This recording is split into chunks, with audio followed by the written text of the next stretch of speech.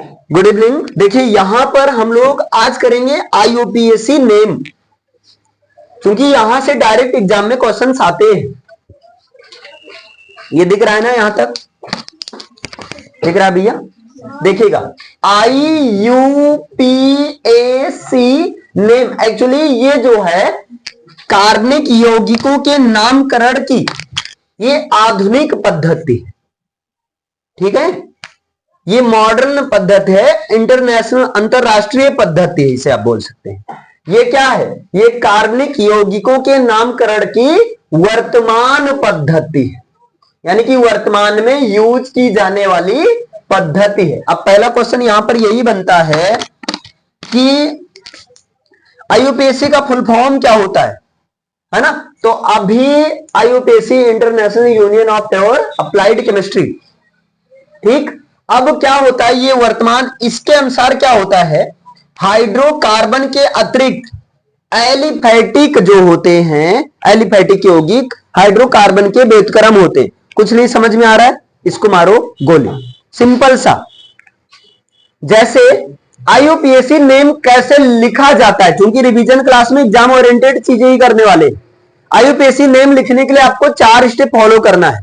सबसे पहले आपको लिखना है प्रीफिक्स, यानी कि उपसर्ग लिखना है। सबसे पहले आपको क्या लिखना है भैया? उपसर्ग लिखना है। इसके बाद आपको रूट वर्ड लिखना है, यानी कि मूल शब्द। कार्बन का जो रूट वर्ड क्या है, मूल शब्द क्या है। इसके बाद आपको यहां पर लिखना है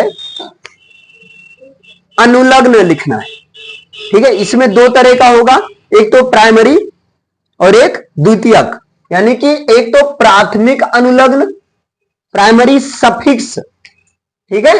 एक होगा प्राथमिक अनुलग्न, और अनुलग्न का मतलब होता है जो पीछे लगता है, यानी कि इसको बोलते हैं सफिक्स। प्रीफिक्स आगे लगता है और सफिक्स क्या होता है? पीछे लगता है। और इसके बाद होता है आपका द्वितीयक अनुलग्न। इसके बाद क्या होता है? द्वितीयक अनुलग्न, यानी कि द्वितीयक अनुलग्न यानी कि सेकेंडरी सफिक्स होता है। यही 4 स्टेप में आपका आईयूपीएसी नेम लिखा जाता है। ओके, लो जल्दी ये फिल करो।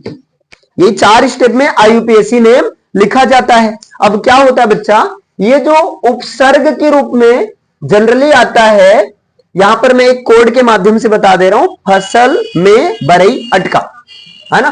तो फा यानी कि एफ से हो जाता है फ्लोरो, और सी एल से हो जाएगा क्लोरो, है ना, फसल। फिर बी आर से हो जाएगा ब्रोमो, ब्रोमीन से निकलेगा ब्रोमो, और आई से हो जाएगा आयोडो।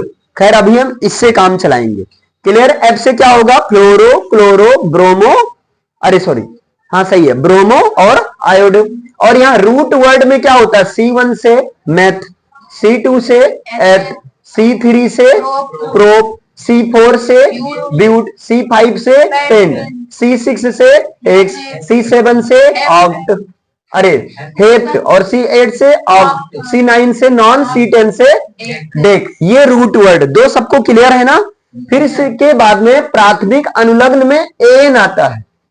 ध्यान देना, जनरली जो प्राथमिक अनुलग्न में ऐड होता है वो एन ऐड होता है, एन ई, एन ऐड होता है। और ये जो द्वितीयक अनुलग्न है सेकेंडरी सफिक्स है। क्लियर है? द्वितीयक अनुलग्न यानी कि सेकेंडरी सफिक्स। इसमें जो आता है, इसमें आपका आता है क्रियात्मक समूह आता है। इसमें क्या आता है? इसमें क्रियात्मक समूह आता है। यहां पर मैं सीधा लिख दे रहा हूं, क्रियात्मक समूह आता है इसमें, क्रियात्मक समूह। अब क्रियात्मक समूह से यहां पर निकलता है, ये द्वितीयक अनुलग्न कहां से निकलता है? तो द्वितीयक अनुलग्न निकलता है क्रियात्मक समूह से निकलता है। अब ये क्या बात है हुई? देखो आप सबको ये भाई क्लियर हो गया, पहला क्लियर है ना? प्रीफिक्स यानी कि उपसर्ग में एफ से फ्लोरो, सीएल से क्लोरो, बी आर से ब्रोमो, आई से आयोडो। रूट वर्ड यानी कार्बन का मूल शब्द भी क्लियर है। C1 से मेथ, C2 से एथ, C3 से प्रोप, C4 से ब्यूट, C5 से पेंट, C6 से हेक्स और C7 से हेप, C8 से ऑक्ट, C9 से नॉन, C10 से डेक। और प्राथमिक अनुलग्न के रूप में जनरली एन आता है। क्लियर है? जनरली क्या आता है? एन आता है, बाकी इसमें इन भी आता है, लेकिन अभी मैं जनरली बात कर रहा हूं तो यहां से क्या आता है? एन निकलता है। क्लियर? और द्वितीयक अनुलग्न ये कहां से मिलता है? तो द्वितीयक अनुलग्न मिलता है क्रियात्मक समूह से निकलता है। अब द्वितीयक अनुलग्न पर कमांड बनाने के लिए सबसे पहले आपको क्रियात्मक समूह पता होना चाहिए, क्योंकि अगर आपको क्रियात्मक समूह नहीं पता रहेगा तब आप द्वितीयक अनुलग्न नहीं निकाल पाओगे। अब क्रियात्मक समूह से निकलता है तो कैसे निकलता है? देखो ध्यान से, अगर C डबल, इसको याद कर लो, कोशिश करो दिमाग में सेट करके, अगर COOH रहता है तो इस क्रियात्मक समूह को बोलते हैं कार्बोक्सिलिक अम्ल बोलेंगे।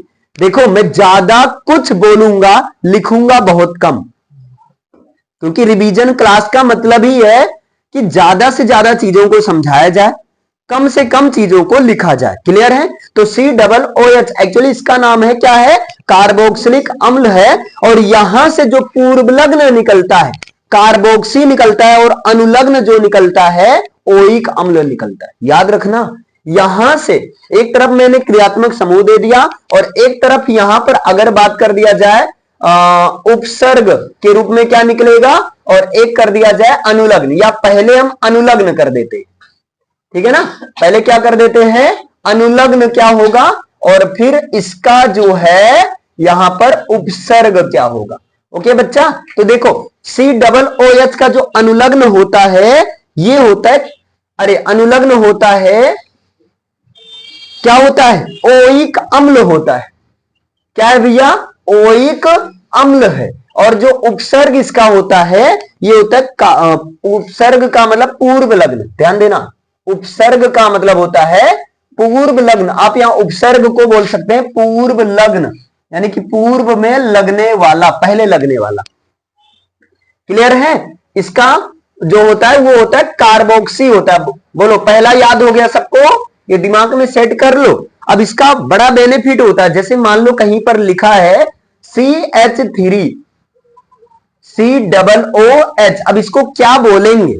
इसको क्या बोलेंगे? तो आपने सबसे पहले आपको क्या देखना है, इसका IUPAC नेम क्या होगा, है ना?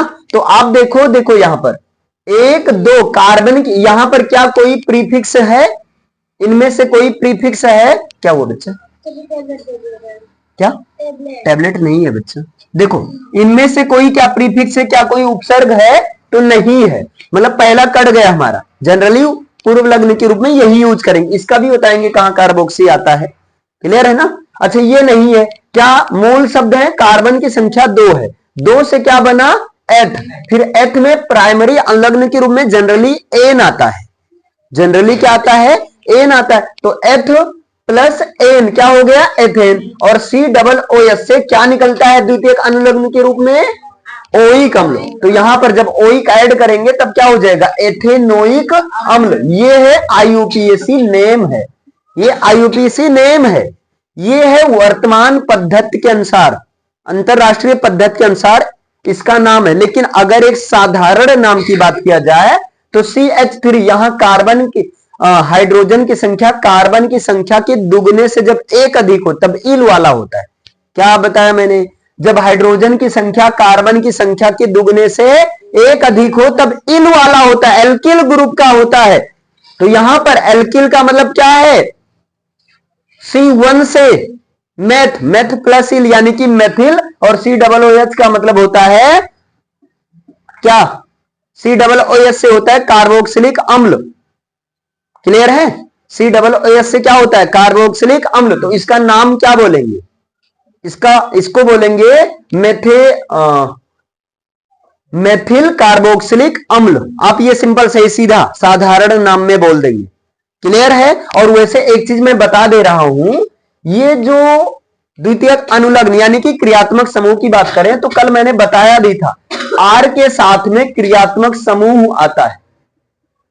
R के साथ में क्रियात्मक समूह आता है, लेकिन क्रियात्मक समूह डायरेक्ट ना आकर, एक्चुअली आर का मतलब होता है, ध्यान देना, आर का मतलब होता है CnH2n+1। इसमें ये एन वाला है, इसमें एन वाला है पोर्शन। एक्चुअली ये एल्किल वाला, लेकिन एल्किल कल मैंने बनाया था, एल्किल कहां से बनता है, एल्केन से बनता है, तो यहां से एन मिल जाता है ऑलरेडी, क्लियर है। और यहां COOH, ये कुछ इस तरह से बनता है। बोलो इतना क्लियर हो पा रहा है ना। तो वही चीज यहां पर पहला सबको याद हो गया कि नहीं, COOH कार्बोक्सिलिक अम्ल और अनुलग्न यानी कि द्वितीयक अनुलग्न। और हाँ, क्रियात्मक समूह से प्राइमरी नहीं निकलेगा, द्वितीयक अनुलग्न निकलेगा। प्राइमरी अनुलग्न तो भाई एल्किल ग्रुप से निकल जाएगा, आर से ही निकल जाएगा, एन, क्लियर। अब यहां पर देखिए पूर्व लग्न के रूप में कार्बोक्सी, अभी इसकी भी चर्चा करेंगे। अभी बोलो इतना क्लियर है ना, ठीक है। चलो अब दूसरे की बात करते हैं, दूसरा नंबर। दूसरा जैसे मान लो कहीं है COOR, अगर मैं पूछ लूं आर क्या है तो यही दिमाग में आना चाहिए, आर क्या है, CnH2n+1 है। अगर ये रहेगा COOR तो इसका पूर्व लग्न जो सॉरी इसका जो अनुलग्न निकलता है वो निकलता है O8 निकलता है। ध्यान देना, O8 क्या निकलता है, O8 निकलता है। और इसका पूर्व लग्न निकलता है एल्किल कार्बोक्सी। क्या निकलता है बच्चा, एल्किल कार्बोक्सी। अब ये सब आपको याद करना होगा, इतना ऐसे एक बार में सुनने से चीजें नहीं याद होती। एक बार में सुनने से चीजें तब याद होती है जब आप पहले याद किए रहो, है ना। और इस दौरान रिवीजन होकर जो भूली बिसरी हुई चीजें हैं याद आ जाती। आपको एक बार तो मेहनत करना ही पड़ेगा बच्चा। अब चाहे आप अभी मेहनत करो या एग्जाम के 2 दिन पहले मेहनत करो, चाहे अभी प्यार से मेहनत करो, एग्जाम के 2 दिन पहले प्रेशर कुकर की तरह मेहनत करो, भाई चॉइस आपके हाथ में है। अच्छा, 2 सबको क्लियर हुआ, COOR रहेगा तब क्या होगा, O8 निकलेगा और वहां जो पूर्व लग्न होगा एल्किल कार्बोक्सी होगा। 2 क्लियर है सबको, बोलो 2। अब इसके बाद में अगर मान लो कहीं OH है, ये सबको पता है, OH क्या होता है, अल्कोहल होता है। इसका नाम क्या है, मैं नाम नहीं लिख रहा हूं, इसका सीधा सूत्र लिख रहा हूं, नाम बोल रहा हूं, अल्कोहल। और अल्कोहल का निकलता है ऑल, अल्कोहल का क्या निकलता है, ऑल निकलता है। और अल्कोहल का जो मतलब पूर्व लग्न होता है वो होता है हाइड्रोक्सी होता है। क्या होता है, हाइड्रोक्सी होता है। बोलो 3 क्लियर है ना। अब इसके बाद में चौथा क्या है, नेक्स्ट जो है, अगर मैं बात करूं, अगर यहां CHO हो, CHO, तो CHO एक्चुअली इसका नाम है, इसका नाम क्या, एल्डिहाइड है। CHO इस क्रियात्मक समूह का नाम क्या है, एल्डिहाइड, CHO याद रखना, एल्डिहाइड CHO। इसका जो अनुलग्न निकलता है अल निकलता है, अनुलग्न जो निकलता है वो क्या निकलता है, अल, आल नहीं बोलेंगे, अल बोलेंगे। और इसका जो पूर्व लग्न निकलता है ये निकलता है एल्डो। पूर्व लग्न जो होता है ये होता है एल्डो या फॉर्माइल होता है, एल्डो या जो है फॉर्माइल होता है ना। ये चीज तो जरूर याद हो जाना चाहिए, अनुलग्न, ध्यान देना। क्लियर है, बोलो यहां तक क्लियर। आगे इसी तरह से आगे हम चलेंगे। नेक्स्ट जो है आपका, अगर इस तरह से हो ये CO, कुछ ऐसा केस हो, तब इसको बोलते हैं कीटोन। इस क्रियात्मक समूह का नाम क्या है, कीटोन। और यहां से निकलता है बच्चा ओन निकलता है, यहां से क्या निकलता है, ओन निकलता है। और कीटोन का जो आपका पूर्व लग्न होता है वो होता है कीटो होता है। क्या होता है, कीटो होता है, या जो है ऑक्सो होता है, कीटो या जो है ऑक्सो। क्लियर है। अगला देखिए 5, कुछ दिमाग में सेट हो रहा है, बिना मेहनत किए तो सेट नहीं होगा। ये है कि काफी हद तक 50 से 60% अगर यहां याद हो जा रही है, घर पर जाओ 40-50% आप मेहनत करो, अच्छे से क्लियर हो जाएंगे। चलिए आगे, ये कीटोन हो गया। अब मान लीजिए कहीं पर आपका CN हो, CN इस तरह से, तब यहां से एक्चुअली जो निकलता है नाइट्राइल निकलता है। CN का नाम क्या है, साइनाइड है। इस क्रियात्मक समूह का नाम क्या है, साइनाइड है। और इसका अनुलग्न जो निकलता है वो क्या निकलता है, नाइट्राइल निकलता है। क्या निकलता है, नाइट्राइल निकलता है। क्लियर है। और इसका पूर्व लग्न जो होता है वो होता है साइनो होता है। पूर्व लग्न क्या होता है, साइनो होता है। अगला बात करते हैं नेक्स्ट 7 नंबर का, और यहां पर CONH2 ये यूरिया में ये क्रियात्मक समूह पाया जाता है। यूरिया में NH2CONH2 सूत्र होता है यूरिया का, और यूरिया में अगर पूछ लिया जाए कौन सा क्रियात्मक समूह पाया जाता है तो एमाइड, यूरिया में एमाइड क्रियात्मक समूह पाया जाता है CONH2, और यहां ये नाम ही है इसका, है ना। देखो कमाल की बात है, एमाइड इसका श्रेणी का नाम भी है और इसका जो पूर्वलग्न अनुलग्न निकलता है वो भी एमाइड ही निकलता है, एमाइड। ओके, और यहां पर जो अनुलग्न के रूप में आता है वो निकलता है कार्बामाइल। क्या होता है? कार्बामाइल होता है। बोलो इतना क्लियर है? 7 हो गया, सातों याद हो रहा है ना। चलिए इसके आगे अगर देखा जाए, नेक्स्ट जो है आपका अगर केवल NH2 है, अगर CONH2 है तब तो एमाइड बोलेंगे, अगर केवल NH2 है तो यहां से एमीन निकलता है। इसका जो अनुलग्न होगा, NH2 को क्या बोलते हैं? तो NH2 को एमीन ही बोलते हैं, तो एमीन का एमीन अनुलग्न भी होगा, और इसका अगर पूर्वलग्न की बात किया जाए तो एमीनो होता है। क्या होता है? एमीनो होता है। बोलो इतना क्लियर है आपका? यहां तक कोई इसमें दिक्कत तो नहीं हो रही है? इसके बाद में एसिड हैलाइड यानी कि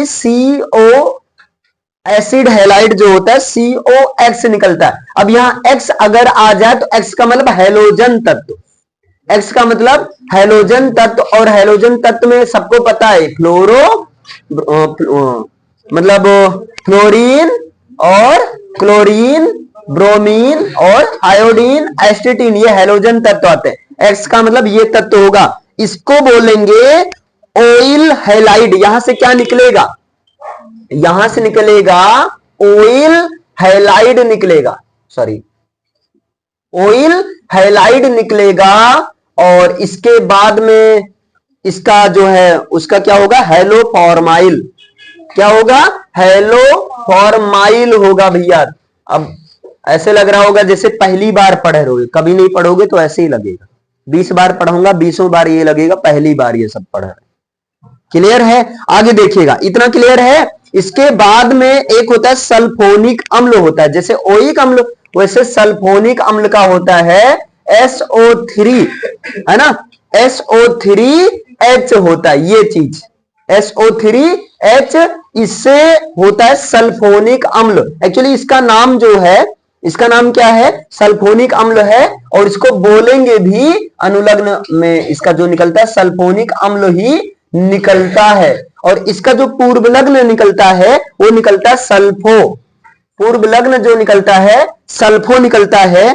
बोलो इतना क्लियर है? यहां तक समझ में आया? इसका COOR, इसका नाम एस्टर होता है, याद रखना, इसका नाम एस्टर, COOR एस्टर, और एस्टर से OH निकलता है। इसके बाद में आपके 3 जो है जानते हैं, एमीन, ध्यान देना, एमीन इसी में आता है। एमीन नहीं, एमीन नहीं, सॉरी, एल्कीन। एल्कीन का जो होता है पता है आपको, एल्कीन में कार्बन कार्बन के बीच में डबल बॉन्ड होता है, तो एल्कीन का जो पूर्वलग्न होता है कुछ नहीं होता है, लेकिन अनुलग्न के रूप में ईन निकलता है। अनुलग्न के रूप में क्या निकलता है? ईन निकलता है, और इसका भाई, बड़ा भाई या छोटा भाई जो समझ लो, एल्काइन। ठीक है, एल्काइन, इसका नाम है एल्काइन, और एल्काइन से क्या निकलता है? आयन निकलता है, और इसका कुछ नहीं होता है पूर्वलग्न के रूप में। ये आपके पास, और एक होता है SH, एक होता है आपका SH, ये जो थायोल है। SH क्या होता है? यहां से इसका एक्चुअली नाम है थायोल, और थायोल का थायोल ही निकलता है, और इसके बाद में इसका जो वो होता है मर्केप्टो होता है। हमने मोर इंपॉर्टेंट से लेस इंपॉर्टेंट की तरफ हम चले। क्लियर है? यानी कि अब ये भी इंपॉर्टेंट है, लेकिन ये चीजें तो पता ही है। बोलो अभी ये आपको लिस्ट पता होनी चाहिए, क्योंकि इस लिस्ट से आप एक तरह से द्वितीयक अनुलग्न निकल जा रहा है, पूर्वलग्न निकल जा रहा है, और सबसे कमाल की बात है लिस्ट का भी एक सूत्र का फॉर्मेट पता चल जा रहा है। क्लियर है? जैसे COOH क्या होगा? बोलो कार्बोक्सिलिक अम्ल होगा, ओइक अम्ल निकलेगा। COOR क्या होगा? एस्टर होगा, OH निकलेगा। OH क्या होगा? एल्कोहल होगा, ऑल निकलेगा। CHO क्या होगा? एल्डिहाइड होगा, अल निकलता है। और ये कीटोन होता है, कीटोन से ओन निकलेगा। CN से साइनाइड से नाइट्राइल निकलेगा, और CONH2 एमाइड से एमाइड ही निकलेगा, NH2 एमीन से एमीन ही आता है, और COX, X का मतलब ये चीज है, यहां से क्या निकलेंगी, ऑयल हाइलाइड होगा। क्लियर है। और COX ये इसका नाम क्या होता है, COX ये है एसिड हैलाइड, एसिड हैलाइड है। इसके बाद SO3H ये सल्फोनिक अम्ल है ना, ये यहां पर एल्कीन इन और एल्काइन आइन, और SH से थायोल का थायोल ही होता है। ये अगर आपको लिस्ट पता है तो आपको IUPAC नेम वाली जो लिस्ट, जो कि किताब में बकायदा IUPAC नाम के साथ दिया गया है, काफी हद तक आपके लिए आसान हो जाएगी। बोलो यहां तक सबको क्लियर है, इसमें समझ में आया? क्लियर है। अब जैसे इन सबका यूज कैसे होता है, क्या कैसे बनता है, तो जैसे देखो बच्चा, यहां पर एक नंबरिंग होती है।